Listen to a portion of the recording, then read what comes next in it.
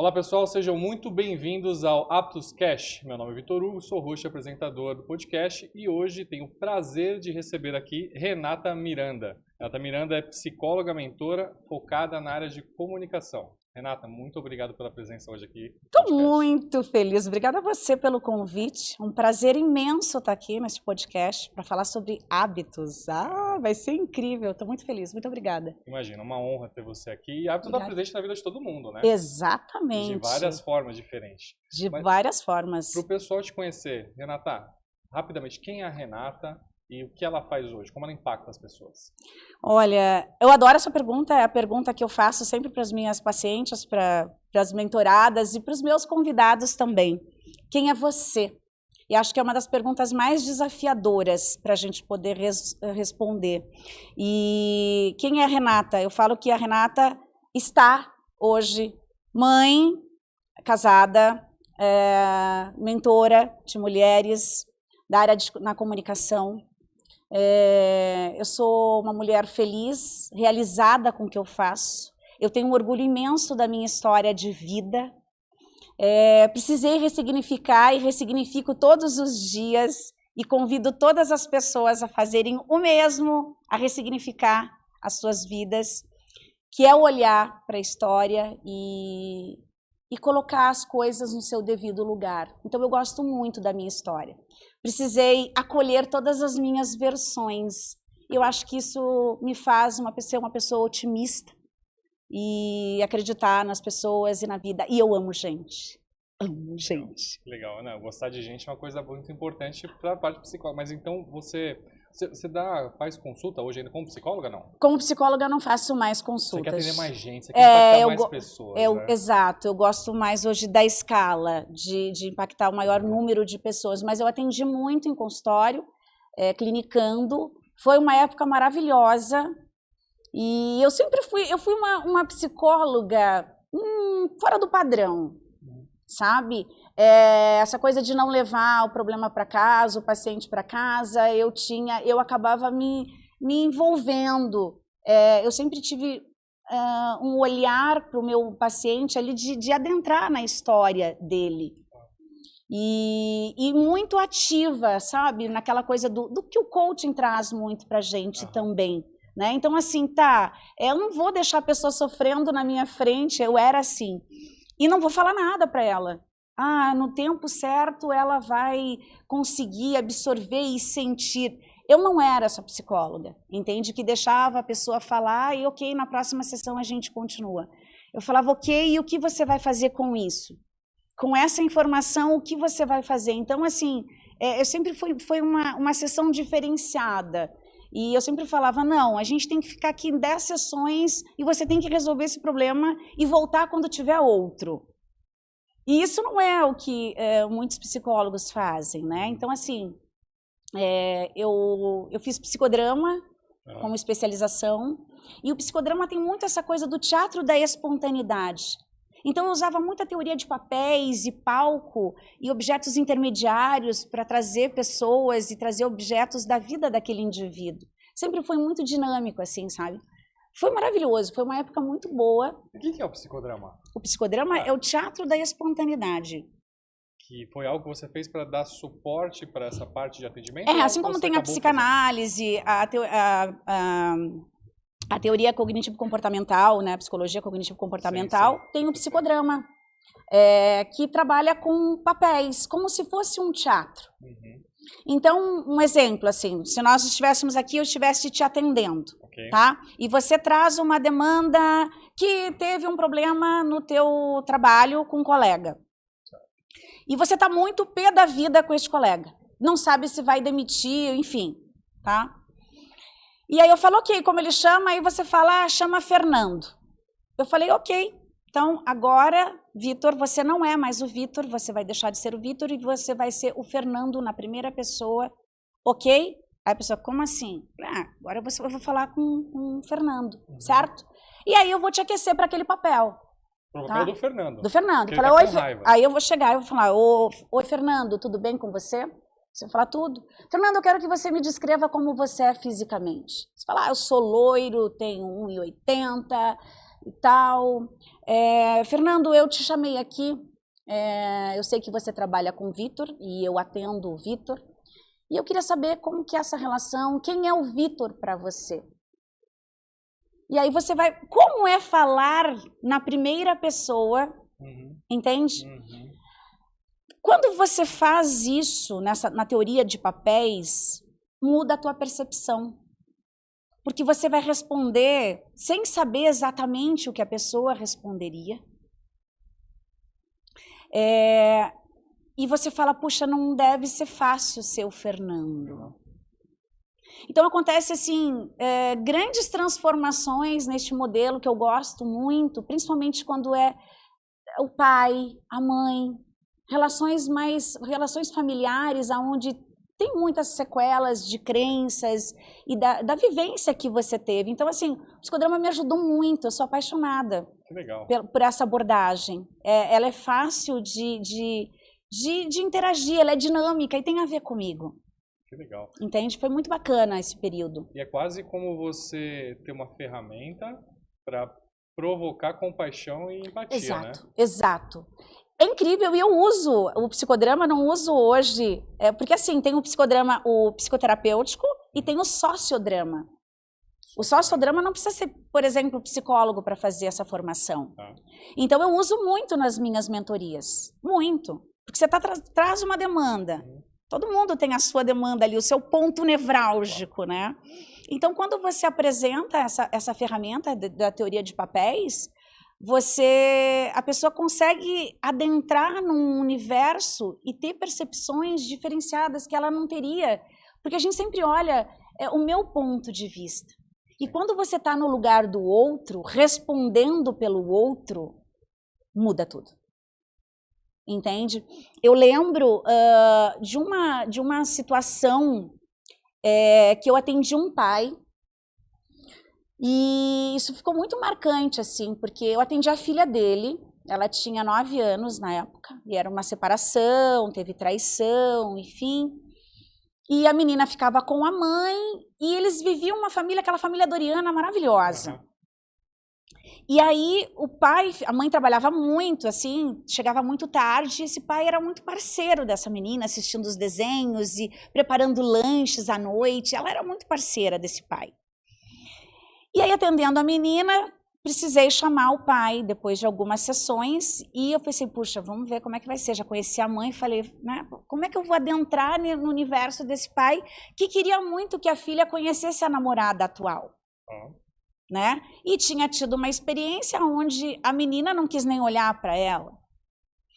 E eu falei, como que eu vou falar para este homem que a criança tem um tempo também, e que tudo aconteceu de forma muito rápida para ela, e que ela está ainda num processo de luto. E ele chegou no consultório e eu falei, vou trocar o nome aqui, né, obviamente, e aí eu falei assim, vou chamar a menina de Paula. E eu falei assim, agora eu vou fazer uma dinâmica com você e você não vai ser mais você. Você vai ser a Paula. Ele, como assim, tal? Eu falei, não, fica tranquilo que eu vou te aquecer para você responder como se você fosse ela.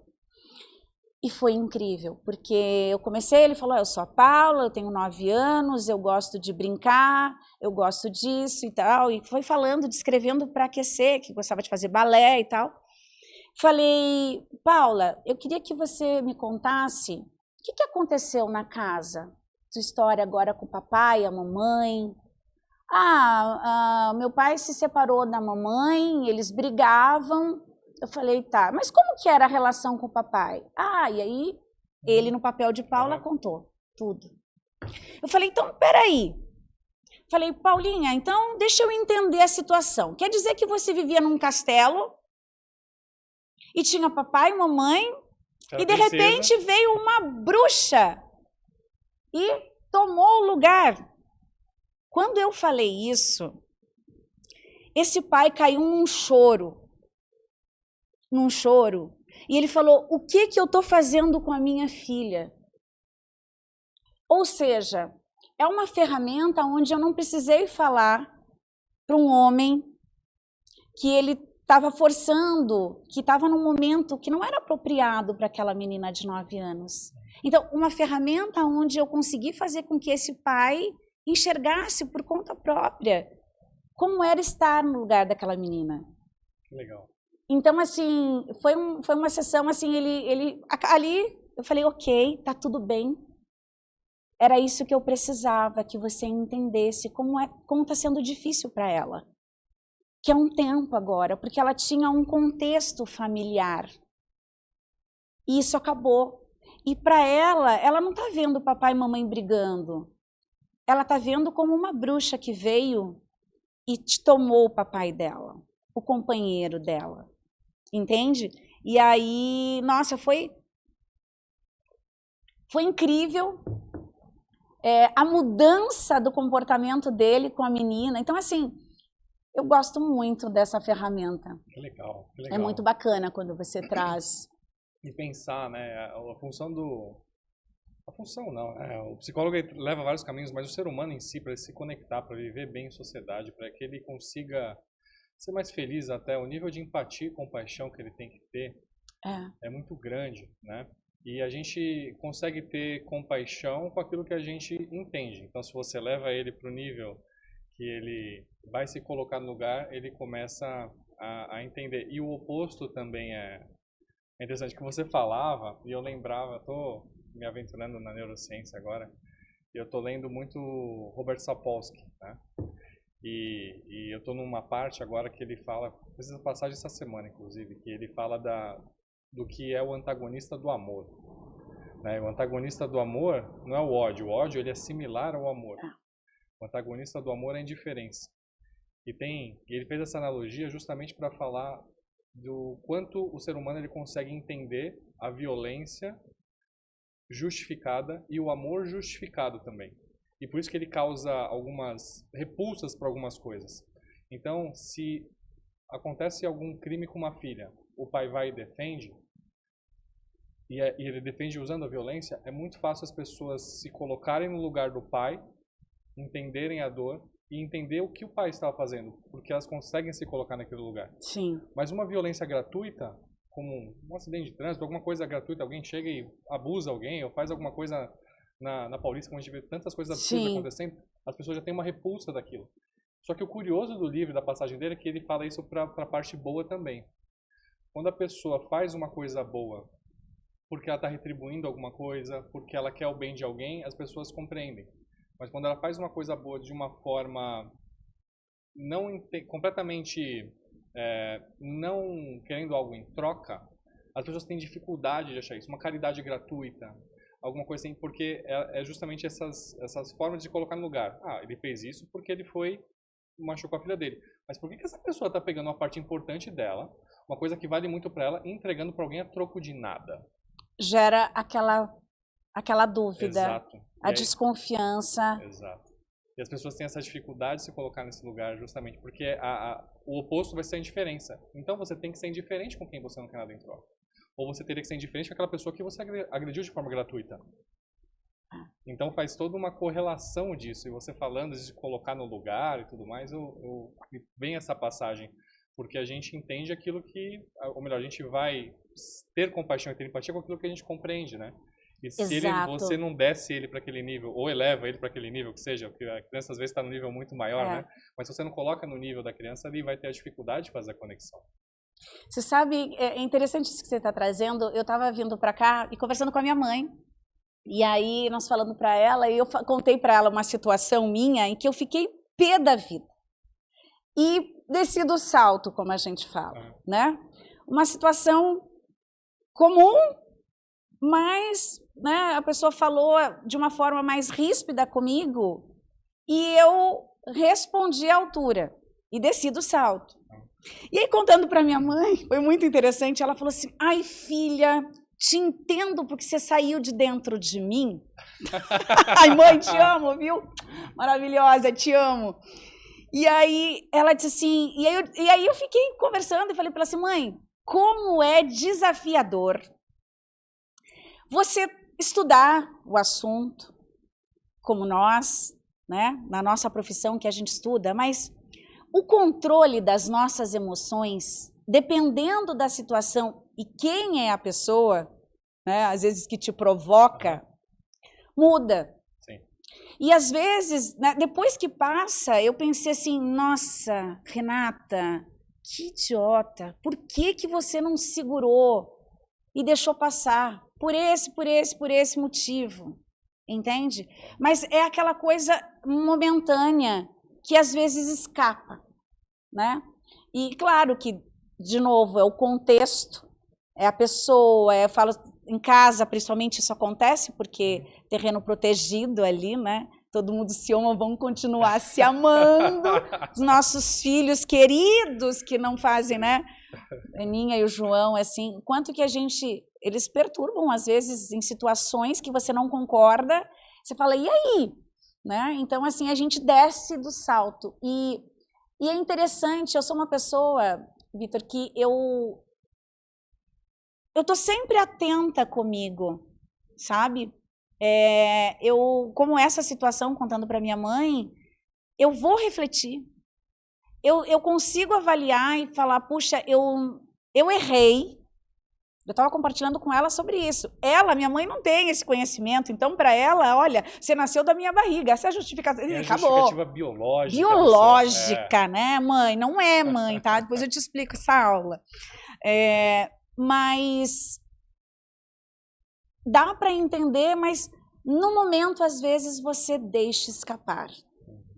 E eu falo sempre para as minhas mentoradas, né? Pegando esse gancho que nós precisamos rever, ter esse hábito, é um hábito de avaliar.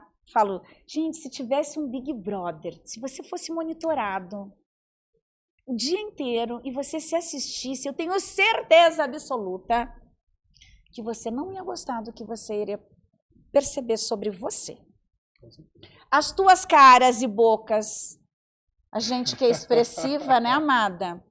Que a gente faz aquela olhada assim, né, Borel? De tipo, aquela respirada assim, continuando, né? Então, se a gente prestasse atenção, se a gente tivesse o hábito de se assistir, muita coisa nós poderíamos corrigir. E talvez, e esse exercício de fazer essa análise que eu faço, e eu sei quando eu estou errada, como eu falei agora, né? Não precisava ter feito, eu poderia ter ficado quieta. Mas eu revidei. Então, eu me igualei. E isso não é legal. Sim. Mas é uma próxima situação, você vai lá e corrige aquilo, né? E se as pessoas tivessem o hábito, você iria ter mais empatia com o outro, você iria culpar menos o outro. Porque quando a gente não tem o hábito de avaliar o teu comportamento, as tuas falas, você culpa muito o outro. Você se coloca sempre como eu estou certo. Não tem uma justificativa para você ter tido o comportamento. É porque eu estava estressado, porque eu tomei uma fechada. Mas é porque você me provocou. Exato. Está no outro, está no ambiente. Né? Esse é um hábito que eu tenho de fazer essa análise, de rebobinar. Lembra quando tinha fita? Sim. Que tinha que rebobinar para entregar nas... Senão tu tomava multa? Sim. Então, eu tenho o hábito de rebobinar o meu dia, situações, eu fico revisitando. E eu estou entrando agora nesse mundo, né? Eu tava comentando com você um pouco antes, sempre um pouco de eu não existia no digital, né? Eu estou entrando, lá eu tenho um grande apoiador por trás, que considero um mentor, e ele está provocando para sair minha mentoria, ela vai sair, eu estou agindo com umas outras coisas. Uau, que incrível! Mas eu estou tendo muito contato com mentores. O que eu queria dizer você fala das suas mentoradas com um carinho ímpar. Você fala das suas mentoradas de uma forma muito mais calorosa. Eu amo minhas mentoradas. Do que qualquer outro mentor que eu tenho conversado esses últimos tempos, e eu digo que eu estou mergulhando nesse tempo. E fazendo toda essa analogia, né, com hábito, rotina e tudo mais, elas te procuram e você vê uma dor comum, para que você já encontra algum caminho para fazer guiar elas e mentorar elas para chegar lá? Tem uma dor comum, sim. A dor de não saber quem são. Eu falo que a gente aqui no digital, você fala do avatar. Quem é o teu avatar? Você que está assistindo a gente, se não sabe o que é o avatar, é o teu cliente ideal, né? Quem é o teu cliente ideal? A mulher, né, que eu me dedico, é uma mulher acima de 30 anos. E por que, Renata, é preconceito com as mulheres? Não. Porque acima dos 30 anos é uma fase que, a fase dos 18, dizendo, minha filha está com 20, está fazendo medicina, está cheia de sonhos, no terceiro ano de medicina, não sabe ainda se vai fazer aquilo. Ela quer, é uma fase que eu quero. Ela vai se formar, ela vai querer ter a família dela, ela quer. Depois dos 30, existe uma tendência, não é regra, né, gente? Porque vida não existe regra, mas muitas pessoas já casaram, já se formaram, algumas já tiveram filhos. E aí entra uma tal da crise da identidade, que é, o que eu faço com as escolhas que eu fiz? Eu queria casar, casei, eu queria isso, eu tenho, e é aquela, sabe, é um momento onde você volta para dentro de você e questiona se valeu a pena. Talvez você questione a tua relação. Talvez você fale, puxa, eu fui apaixonada por este homem, como eu ouvi muito, e eu não sei mais, a gente está numa relação de apego. Eu falo que uma relação de apego, às vezes, é pior do que uma relação abusiva, né? Então, este questionamento, muitas chegam exatamente assim. Se eu pudesse, eu faria outra faculdade, me especializaria em outra situação, mas voltar hoje a estudar, dá muito trabalho, nos compromissos, entende? Então, assim, existe um certo desprazer em muitas mulheres que chegaram. O que eu faço com as escolhas que eu fiz? Mas elas têm chegado para você com essas realizações? Elas têm chegado lá para você constituir a família, tive filho, Sim. Concluir a profissão e não sei o que fazer? É que tem dois pontos aí. Para quem não sabe, eu venho da área de relacionamento amoroso. Então, elas só me procuravam porque estavam sofrendo, ou foram abandonadas, traídas, né? Eram assim. E eu tive uma escola de solteiras, foi a única escola de solteiras do Brasil, e foi, nossa, me deu pauta para, como assim, uma escola de solteiras, né? Para ajudar as mulheres a ficarem solteiras ou não? Eu falei, não, era para curar o coração delas. Legal. Né? Foi muito especial, atendi mais de 10 mil mulheres, e essas mulheres com diversos tipos de traumas, mas todas com algo em comum, o abandono de si. Entende? Pela família, pelo histórico de vida, pela criança interior de cada uma. Entende? Aceitar uma relação abusiva, porque sofreu uma relação em casa e tinha, custe o que custar, eu quero ter uma família, porque não tinha, não teve, ou foi, não conheceu o próprio pai, ou teve abuso do próprio pai, abuso sexual. Foram histórias muito pesadas. Mas o que tinha em comum com elas é essa coisa de eu me perdi de mim. Eu me dediquei a uma família, eu me dediquei ao trabalho, eu me dediquei à carreira. Eu lembro de uma médica incrível que estava desesperada com relógio biológico. Estou com 38 anos e na época ela namorava uma pessoa, mas ela tinha certeza que não era aquela pessoa, e ela falou, e agora? E coisa de calcular assim, se eu me separar agora, eu não sei se eu separo, porque se eu me separar, olha só, até eu conhecer outra pessoa, e daí começar a namorar, para pensar em ter uma família, já vai ter passado dos 40, sabe, fazendo contas, assim. Então, porque tinha se dedicado à carreira. Então, assim, diversas crises existenciais, sabe? De novo, a gente se abandona muitas vezes pela dinâmica da vida, pelos compromissos, entende? Então, o que elas tinham em comum é essa coisa, eu preciso me encontrar. Esse cenário pelo menos meu ciclo, antes do digital, de corporativo pesado, empresas grandes, esse cenário da mulher que chegou nessa idade, está preocupada que não vai ter mais tempo de ter filho, era bem presente no meu ciclo. E essa dor de os perder, obviamente que homem também deve ter essa dor, deve ter meia idade, só que acho que a gente espera muito mais da mulher, espera muito mais da mulher do que do homem, né? Então ela tem, dificilmente alguém avalia, não que não deva, e não que não façam, mas não é com o mesmo peso que faz com a mulher. Avalia o homem como ele é como marido, como ele é como pai, como ele é... O homem geralmente é o cara que é profissional, ele tem a vida financeira dele e depois dá uma olhada no resto.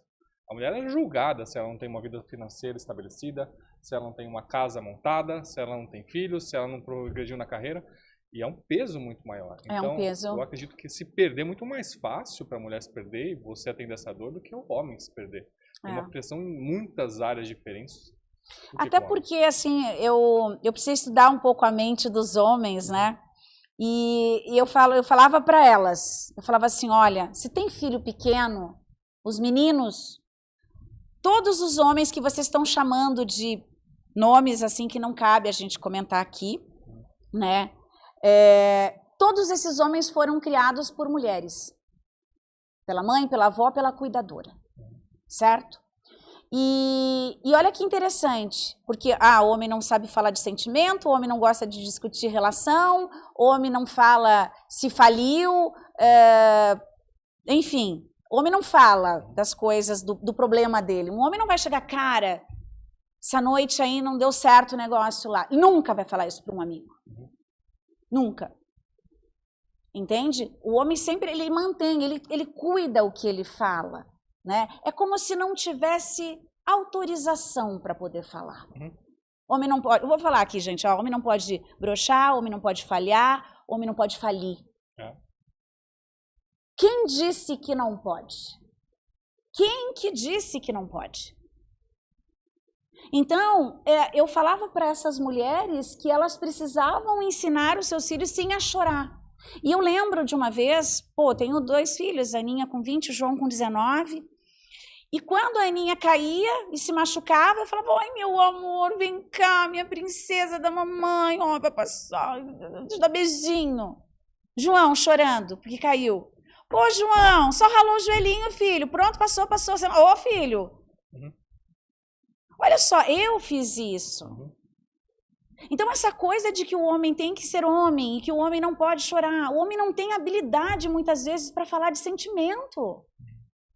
Um homem, quando vê uma mulher chorando, e homens que estão assistindo, me perdoem se não é você, mas pensa no teu irmão, no teu pai, no teu tio, né, no teu amigo, que tem mais dificuldade em falar. Um homem, quando vê uma mulher chorando, muitas vezes não sabe o que fazer. Passa a mão na cabeça, abraça e fala, tá, vai passar. Entende? Falta palavras. Sim. E falta palavras porque não tem essa habilidade. E nós, mulheres, a gente ficou mais, é cultural isso. Então, eu falo para elas, né? Criem os filhos para poderem sentir de verdade. Para poder chorar, para poder expressar o que sente. Com certeza. Então, assim, eu torço por um mundo onde as pessoas possam, os homens possam se expressar mais. Então, a mulher, imagina, já tem essa coisa das pesquisas que falam que a mulher fala 3 vezes mais que o homem, não sei quantas mil. 7 mil palavras, enquanto o homem fala 3 mil palavras. Então, mais do que o dobro. Eu vou te falar que acho que sim. Mas nós mulheres, olha só, a gente vai fazer a mão, a gente está conversando com a manicure. Oi, aí, querida, tudo bem? Mais ou menos, não sei o que. A gente fala. O homem não vai falar. E é tão interessante, estudando a mente dos homens, eu vi e comecei a observar meu filho em casa. Nós mulheres, olha que interessante, mulheres também me perdoem, tá? Se você não é assim, mas a gente fala sempre, né, num geral, que pode acontecer. Às vezes não é com você, porque não é comigo. Mas a gente fala assim, oi, né? Encontrei a Tupi aqui e vou falar com ela. Oi, linda, nossa, que linda que você tá, adorei essa blusa, esse batom, ai, que brinco maravilhoso e tal. Aí, tô com outra amiga aqui, a Tupi sai e a gente fala assim, ai, você viu? Nada a ver a roupa que ela tava, né? Ai, ridícula, não sei o quê, não sei o quê, não sei o quê. Mulheres, né? De novo, não são todas, mas acontece muito disso. Saiu a minha amiga ali, a terceira, pronto, já tem um comentário. Ai, que exagerada, desnecessária. Os homens não. Os homens chegam, e aí, seu filho da puta, do caralho, sei o que lá, sei o que. Um homem chega com outro, eles já se xingam. Seu não sei o que lá, de quinta geração eles vão xingando. Quando é ali. amigo, eu tenho uma relação profissional com o Borel, eu chego aqui, ei, Borel, me abandonou, foi pra lá e tudo. É assim a relação. Não é? Então, os homens, eles têm essa coisa. E quando, imagina numa relação onde tem 3 homens, tá? Que você e o Borel, e aí chega um terceiro e tal, e aí sai um. Se você fizer um comentário, o Borel vai falar, meu, cara, pô, vai lá chamar, vou chamar o cara aqui pra você falar na frente dele. O cara tava aqui, agora você tá falando mal dele. Provavelmente vai ser positivo o comentário. Provavelmente vai ser, pô, o cara é legal, né? Entende? Legal. Então, assim, quando a gente olha para algum comportamento, é interessante, eu sou apaixonada por isso, observar o comportamento. E, de novo, gente, é comportamento. Existem estudos, não significa que é para todo mundo, não é? Eu acho que isso é importante, porque as pessoas costumam falar, eu não concordo. Não é sobre concordar ou não concordar, tá tudo bem. Mas existe uma tendência a gente ver o comportamento de muitas mulheres, assim como de muitos homens. E observando o meu filho com os amigos, é exatamente assim. Eles se xingam assim de uma forma que eu falo, gente, o que é isso? Parece que estão brigando e se amam. Né? Eu acho que tem, pensando, eu já cheguei a pensar que parece que existe mais sinceridade ali do que muitas vezes as relações com muitas mulheres. Mas a relação do homem sempre tende a ser mais superficial. Mais superficial. É difícil ter um amigo. Eu tenho 35 anos. Tem 1, 2. Mas tendendo para 1. Amigo que tu pode contar não, tudo. Que não é totalmente superficial. É lógico que tem muitos colegas, a gente vai, desabafa com um, desabafa com o outro, mas amigo nesse nível, assim, como uma mulher consegue se conectar com outra, é muito mais difícil. São vantagens e desvantagens. Né? Mas o bom disso, né, Vitor, é que a maturidade... Você acha que maturidade... Vou perguntar agora você que estuda sobre hábito. Você acha que a maturidade está relacionada com... muda o hábito? Ela refina, digamos assim? Porque a maturidade, para mim... eu tô gostando cada vez mais de mim. Uhum.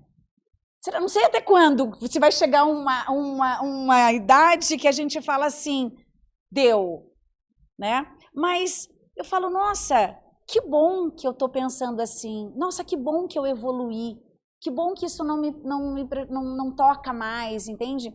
E de valorizar coisas assim que, por exemplo, relacionadas à saúde. Uhum. Já me abandonei diversas vezes na vida. De falar, não tenho tempo de fazer uma caminhada, não posso ir para academia, a prioridade aqui, tem que apagar um incêndio ali. E hoje eu falo, não, hoje eu me organizo para fazer o que precisa ser feito. Então eu acho que a maturidade, eu não sei se tem a ver, você que é estudioso disso, está aprofundando cada vez mais. Porque eu sempre falo, aprofundar cada vez mais, porque não esgota, né, Vitor? Não esgota. Você acha que tem alguma relação? Eu acho que, primeiro que eu acredito que maturidade, ela não tem a ver necessariamente com tempo, não com idade. Acho que a gente consegue ser maduro, assim, de diferentes momentos. Mas você falou 2 coisas que eu acho, você matou a charada na sua explicação, porque você falou de organização. Então, eu me abandonei também muitas vezes, só que da forma como eu abandonei, eu precisei me curar antes, porque... E falando estritamente de saúde, a gente vai, aí eu fazia um esforço, aí eu emagreci um pouquinho, aí eu engordava tudo de volta, porque nada era sustentável. Então eu fui estudar nutrição, estudei a nutrição, entendi o que era, como é que fazia e tudo mais. Só que eu via que dentro de mim não mudava.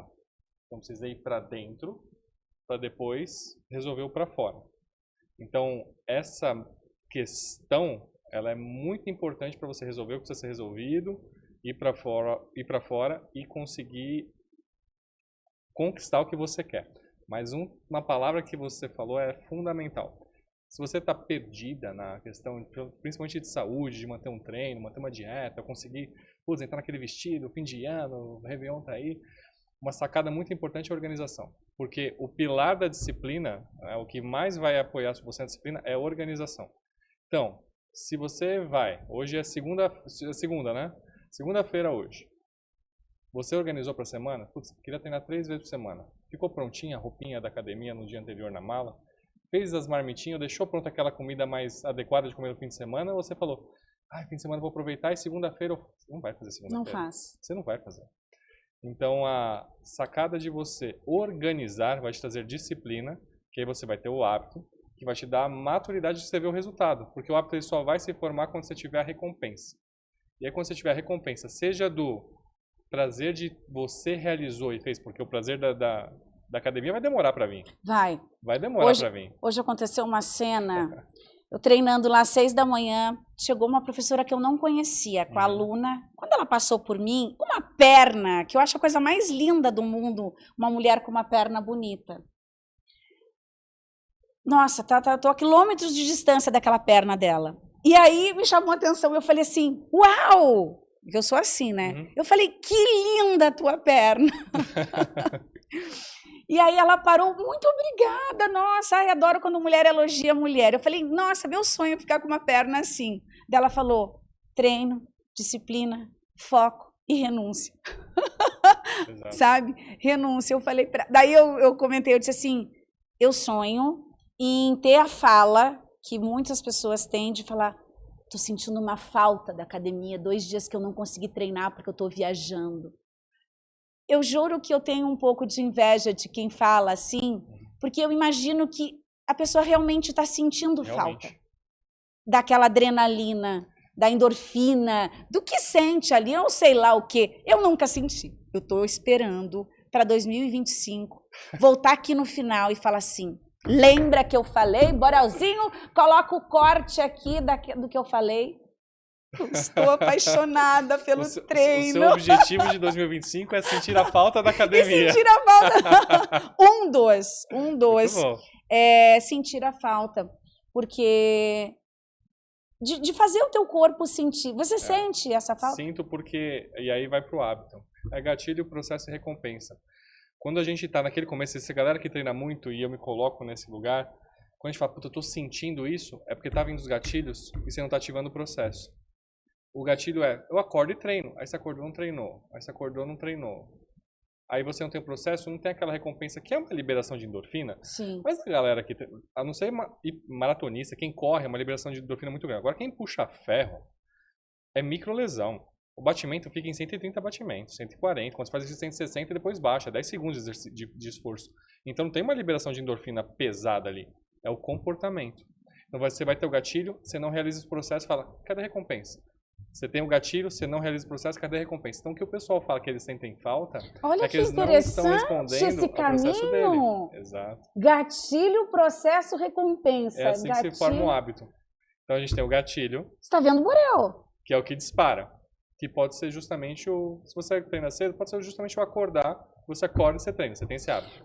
E você sabe que uma das coisas que eu estava fazendo... E eu quero que a tua explicação, por favor. Eu estava treinando em casa. E não é igual. Um desânimo. Porque não tem ninguém para conversar comigo, não tem estímulo. E estímulo, assim, de ver a perna dessa moça hoje. Que eu falei, eu quero ficar com uma perna assim. Você vê que às 6 da manhã tem 20, 30 pessoas na academia. E você fala, não estou só. Tem uma energia, a ambiência ali, ela te leva para um lugar de que fica mais fácil do que em casa. Casa você com o espelho, você já coloca defeito no que você está vendo, aí a série você fala, 3 de 2, mas daí deu 10, você já não aguenta mais, está tudo... Piara adora quebrar uma série ali que eu faço para ela. Jura? Mas você tem academia em casa? Tenho. Ajuda. Mas eu não estou gostando, eu não vou fazer mais. Quem não consegue, assim, essa dificuldade, ela tá para quem vai fazer um treino na sala, na sacada, não é o ambiente. E você tá com a mesma coisa de levar a TV pro quarto, levar o celular pro quarto. Quarto é para dormir. Então, você tem os lugares da casa já estão setados na sua mente para daquela forma. Aí se você vai tentar treinar no meio, é ruim. Se você já tem uma academia, ajuda. Só que a gente vai para uma outra coisa que a gente fala, que são os gatilhos que dão sustentação. Então. E eu falo um pouco deles para dar sensação. Tô gravando, o curso vai lançar agora quem quiser, ó. Fim do ano aqui. Jura? Começar 2025 sabendo o hábito de ficar independente financeira, subir na carreira e criar o hábito certo, ó, o curso vai lançar agora na Réveillon. Começar 2025 forte. Nossa, que incrível! E eu gravei uma aula justamente agora desses hábitos que sustentam. Então, assim, você quer treinar e tá difícil de conseguir esse hábito. Você só vai desenvolver o hábito depois que foi o gatilho, o processo que é o hábito em si e a recompensa. Você só vai virar um hábito isso depois que isso aqui, a recompensa, o resultado, se você perceber a recompensa naquilo. Você não vai reparar a recompensa no treinar. Não em um dia, não em uma semana e provavelmente não em 2 meses. Vai demorar para vir a recompensa ali. Então o que você faz? Eu coloco um hábito que sustenta isso. O que é um hábito que sustenta isso? Você gosta de pessoas, você se comunica, você é mentor, você tem um prazer. Até agora você está falando isso, você vai ver gente. Você ir para academia... Elogiar alguém, dar feedback. Você ir para academia e trocar com as pessoas já é um hábito que dá sustentação para você. Se alguém mais tímido, por exemplo, vai lá, mas não gosto. Entra num site, você está querendo ir para academia, entra num site e começa a ver roupa de academia. Compra uma roupa legal que você gosta. Com um tênis legal, uma mala para você levar. Esses pequenos comportamentos que dão essa sustentação, que vão dar a sensação de retorno que vai demorar para ter lá, você consegue, por isso que você quer ir para lá, porque uma recompensa para você é o comunicar. E o treinar não traz a recompensa no curto prazo. Então você sustenta o seu hábito de ir para academia com a recompensa de interagir com as pessoas e trocar com elas. Olha que leitura incrível que você fez, é exatamente isso. Que bom. Exatamente isso. Que bom. E é muito bom. Mas sozinho em casa não dá. Não dá. E aí a gente tem várias áreas da vida. A gente está falando de saúde aqui, mas se a gente falar agora, por exemplo, de... Como hábito financeiro? Eu quero aprender. Olha, gente, eu quero um spoiler. Vou ajudar vocês, tá? Eu vou ajudar vocês aqui. Então, como seria o hábito financeiro? Como financeiro. assim? Porque... Anotar as coisas? Tudo é hábito, né? Então, se você tá já elaborado, tá construído o seu racional ali, para liberdade financeira, vamos dizer que tem o ideal de uma pessoa que está ganhando super bem, está bem, vai distribuir patrimônio. Vamos puxar para a realidade da galera que está difícil, está apertado, eu preciso adquirir essa liberdade financeira, né? Aquela velha máxima do eu preciso me pagar primeiro, que todo consultor financeiro vai falar, todo assessor financeiro vai falar. Eu não sou consultor nem assessor, então não posso recomendar ativos, mas todos eles vão recomendar. Caiu o dinheirinho na sua conta, quanto você vai dedicar para o seu investimento, pro seu futuro, pro seu do futuro, é tantos por cento? Vai lá, pega e paga. Isso dá uma recompensa na hora? Maior do que treinar, mas demora para acontecer. Então, o que você precisa fazer para conseguir entender isso? Você precisa estudar um pouquinho, que aí a gente ajuda para fazer isso, para você saber onde vai vir a recompensa. Qual é um dos principais fatores? Aí, geralmente quem ganha menos é mais jovem. Qual é o principal fator para quem investe e conseguir independência financeira? O valor que ela investe, os juros que ela coloca ou o tempo. E isso é matemático e tem resposta certa. É o tempo. Então, se sair, eu posso fazer algumas contas ali, mas de cabeça puxando, se ela coloca ali R$300 por mês, até os 30 anos dela, e depois não investe mais, ela vai ter mais grana aos 50 se uma pessoa com 30 anos começar a colocar 1.000, colocar 2.000. Porque ela ganhou tempo ali por trás. Puxa, eu sou mais velho, estou precisando... Tem outras estratégias que a gente consegue fazer. Onde está seu ativo? Você está com casa? Você está hipotecado? Você está com dívida? E aí, dependendo de onde você está, a gente consegue criar ferramentas para gerar um hábito positivo naquilo. Porque o pessoal costuma jogar para debaixo do tapete. E aí vai virar um hábito jogar para debaixo do tapete. Não vai falar sobre grana. Não vai falar sobre retorno. Não vai falar sobre Bitcoin. Não, você está falando, sabe para onde que eu fui? Te ouvindo falar? Você tem que estar na escola. Você tem que ensinar. Estou errada? Já estou pensando, falei, nossa, minha filha precisa passar com ele. Então, porque ela é nova, entende? Porque isso precisa ser ensinado, entende? Eu promovo esse ensino agora no curso e tudo mais, mas assim, eu vou lá, tem muitos profissionais que fazem isso. Então, você quer uma dieta? Eu recomendo nutricionistas e provavelmente vão ter nutricionistas trabalhando comigo. Você quer assessor? Veio o Matheus, que é o principal consultor de investimento do Grupo Primo. Eu tenho suporte para dar para como fazer isso. Mas eu trabalho a mente da pessoa por trás, porque você vai na nutricionista e não dá certo. Por quê? Não trabalhou? Exato. Eu ajudo porque não deu certo. É porque a pessoa, ela quer... É muito interessante isso. A pessoa, ela quer emagrecer? Não, ela quer voltar a um peso que ela idealizou, que ela já teve. Mas o preço que ela vai ter que pagar, da renúncia que ela vai precisar fazer, ela não quer isso. A parte chata ela não quer. Exato. E é por isso que é frustrante. mas é justamente que ela está com dificuldade de entender o processo e achar o último. Só que eu estou falando aqui de gatilho, processo de recompensa, que é o que o Charles Duhigg defende no livro Poder do Hábito, e é assim que hábito é feito. Sim. Só que a metodologia que eu tenho, e é isso que deu certo para mim, porque é fácil. Ah, legal, identifiquei o gatilho, tem muita coisa por trás. Por isso que o curso é longo. A gente tem, e aí tem o James Clear, que fez o Hábitos Atômicos, ele vai de dentro para fora, e aí dá certo. Se você quer, e as pessoas erram por conta disso, exatamente isso que você falou. Quer emagrecer? Ela vai lá, ela começa a fazer dieta. Então ela vai buscar o resultado, quer emagrecer, para depois ela ir para a camada intermediária, que é o processo, para isso eu vou fazer dieta. Para depois ela se tornar o que ela quer ser. Ela sempre vai falhar. Ela tem que entender o que ela quer ser, se tornar. Ela vai desempenhar aquilo e o resultado vai vir depois. Ela faz a busca contrária, por isso que eu não consegui. Durante muitos anos eu sempre fui para cá e para lá. Em todas essas 3 pilares da vida. Eu errei muito. Eu fui do topo da montanha ao fundo do poço nos 3. Por quê? Porque eu não entendi a mudança, não sei como formar. E aí eu quero ajudar as pessoas que não patina nisso. Incrível isso. Sim, e você falou de ensino na escola. Tem 3... Aí eu gosto dos 3, né? Tem 3 ensinos que eu acho que tem que ter na escola, que a gente lida todos os dias com ele, afeta a nossa vida diretamente e a gente não sabe disso. Que é como lidar com comida. Ninguém ensina nutrição na escola. Verdade. Ninguém ensina a menor... Você come todos os dias, várias vezes por dia. Ninguém ensina. O que é dinheiro e como lidar com dinheiro, ninguém ensina. E o que é política e para que servem os cargos da política. Isso é verdade. Eu aprendi um pouco que eu sei quando eu fiz direito.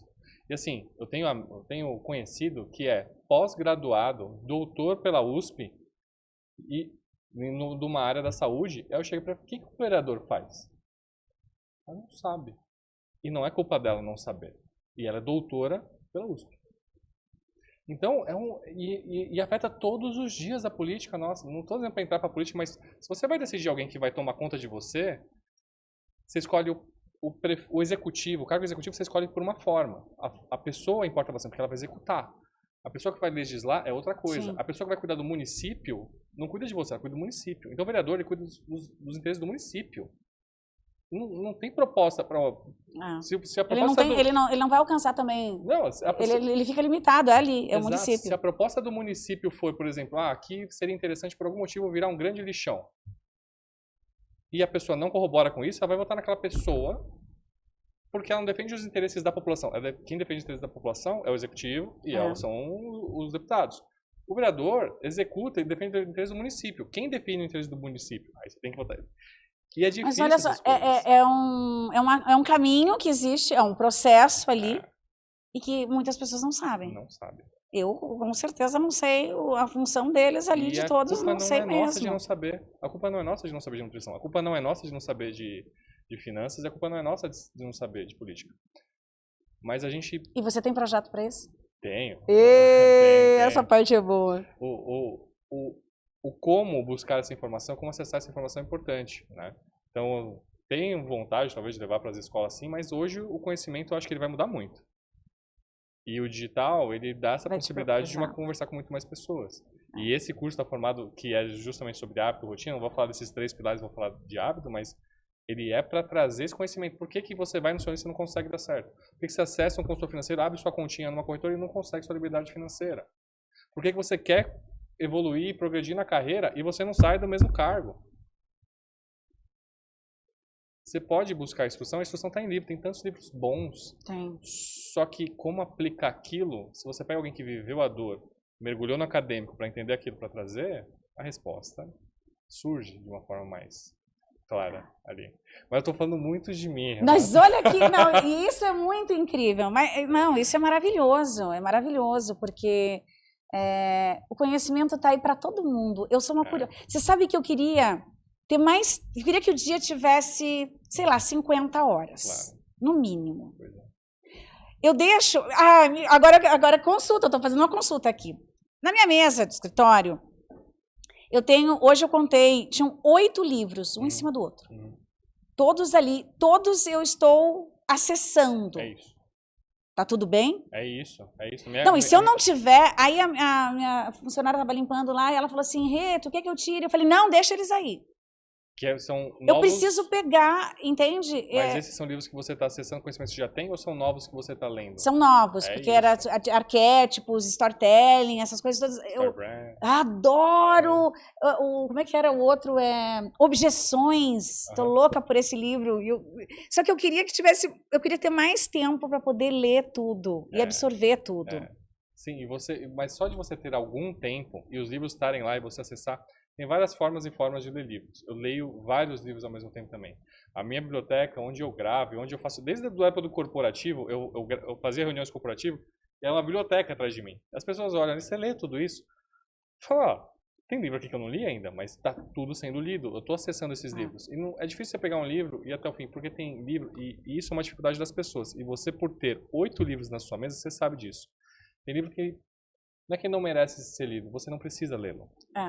Você vai acessar o que você precisa e você vai, porque você não tem tempo. Eu já peguei um livro, que foi um livro fantástico, curtinho, o livro da biografia do Flávio Augusto, que o livro foi legal, mas a história dele. Só que o livro, eu sei até hoje, o livro acaba na página 200, 199. Na página 196... Você parou? Eu peguei um insight. Que valeu o livro? Valeu, foi no dia que eu tive certeza que eu ia pedir... O ponto de inflexão? Que eu ia pedir... que eu ia pedir demissão e que eu ia sair do corporativo para fazer o que eu estou fazendo. Mas olha que interessante o que tu traz. Como é incrível isso. Um livro, uma frase. Uma foto, foi uma foto. Uma foto. É incrível. Algo que vira... É isso que eu sou apaixonada pelo cérebro humano. Eu sou apaixonada por isso. Entende? Eu viajo. Nossa, eu viajo. Num livro, eu pego uma frase e aquilo... Eu falo, aquilo salta aos meus olhos. E eu viajo naquilo. Eu falo, gente, olha que incrível isso!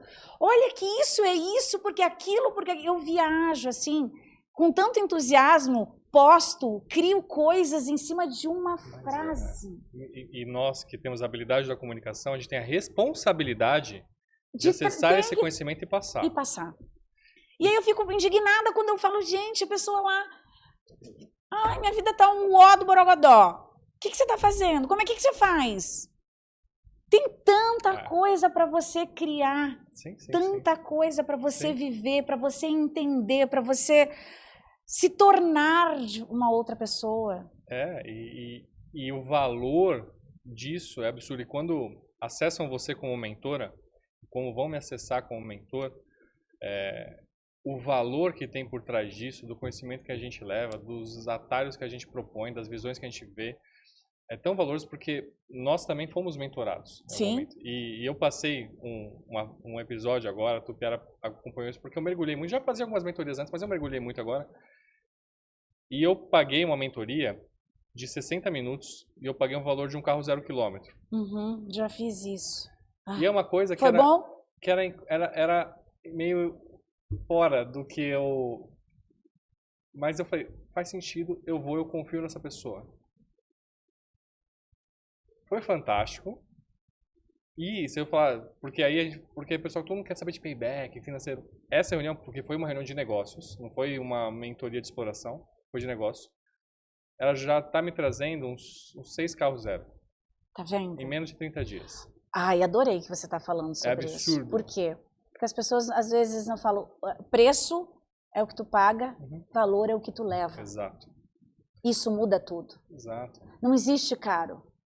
Não existe o caro. Não. Né? Porque tem gente que fala, eu já fiz isso também, de pagar uma mentoria, um valor expressivo de um carro 0. E a pessoa, você é louca! Você é louca! Minha mãe não sabe disso, ela tá vendo aqui, só imaginando que eu vi. Mãe do Vitor, tá vendo? E ele já triplicou, ó. Pois é isso. Pois é. Porque a mente do mentor, a experiência dele, quanto isso custa? Não tem preço, né? A visão, o olhar. Exato. Você mesmo, com a tua experiência do fundo do poço para o topo da montanha. E quer que eu diga a melhor parte? Pico do Everest, chegou lá. A melhor parte dessa mentoria foi fantástica. Eu tirei esse payback, só que assim, eu mentorei ele com todo o perdão, né, da justificativa, vai que ele vê isso, né, mas a gente chegou numa ideia juntos. Ele falou, cara, Que legal. A gente precisa falar mais, eu não Ai, que incrível! falei, é isso. E ainda ele te deu um upgrade que você tava ali. Aqui, ele aqui, você aqui. Porque você estava mentorado. Exatamente. Aí neste Gran Finale, Exatamente isso. vamos conversar aqui. Ai, que coisa mais linda! Exatamente. Não é legal isso? Fantástico, fantástico. Então, eu recomendo a todo mundo que faça. Eu acho toda a isso escala que a maravilhoso. pessoa puder fazer, ela precisa fazer. Porque o ganho disso é absurdo. É absurdo. É mindset, né? Você vai mudando a tua forma de pensar, é uma visão, é experiência, enfim. Renata, a gente precisa conversar mais horas. Já passou! Porque, Borelzinho! Poxa vida, o tempo, ó. Tá bom, tudo bem. Infelizmente a gente tem horário aqui hoje, mas a gente precisa conversar mais, Renata. Um grande prazer. Obrigado pela presença. Passou voando. Obrigado. Eu espero que vocês tenham gostado. Curte, comenta, compartilha, dá opinião. Eu acho isso muito importante. A gente faz com muito carinho, não é? Com muito carinho, com muito carinho. Quem quiser te achar, como te acha? Quem quiser me achar. Renata_Miranda Oficial no Instagram. Meu YouTube, Renata Miranda, tem todos os episódios do podcast Um Novo Feminino no YouTube. É tudo feito com muito amor, com muito carinho, sem ter verdade absoluta, tudo é construído. É só uma opinião e eu adoro ouvir a tua opinião, eu acho isso fantástico. A gente muda, né, você vai ver os mentorados, a gente aprende muito com os mentorados, é sempre uma troca. Nós estamos aqui usufruindo, a gente está aqui desbravando este mundo, tentando, aperfeiçoando, melhorando, se reinventando, e tudo isso é muito lindo. É isso, que bonito. Parabéns pelo seu trabalho, Obrigada. Parabéns pelo carinho que você tem com seus mentorados, parabéns. Eu amo todos os meus mentorados. É bonito de ver. Bonito de ver. Eu realmente amo o que eu faço. E se eu tivesse um superpoder, eu queria abrir a mente das pessoas que estão sofrendo. Só isso. E mostrar para elas um outro olhar. Abrir, ampliar a mente delas para falar, sai deste lugar de dor. Tem um universo de possibilidades aqui do teu ladinho. Eu queria ter esse superpoder. E se eu puder fazer isso, oferecer esta lente para você trocar que está embaçado, que você está enxergando, eu te ofereceria e falar, olha aqui, tem vida aqui deste lado. Às vezes a gente só precisa olhar para o lado. Talvez você precise fazer isso. E é um presente muito grande que você pode dar para eles e desejar isso para eles, porque depois que você vê uma coisa, você não consegue dizer. Ei, isso aí, que Pessoal, lindo. Quem quiser me encontrar no Instagram, Vitor Hugo Antequeira. A gente também tem o canal no Spotify, no YouTube. Obrigado por acompanhar a gente até agora, Renata. Muito obrigado. Obrigada a você, querido. Obrigada, viu? Prazer imenso aqui. Obrigado.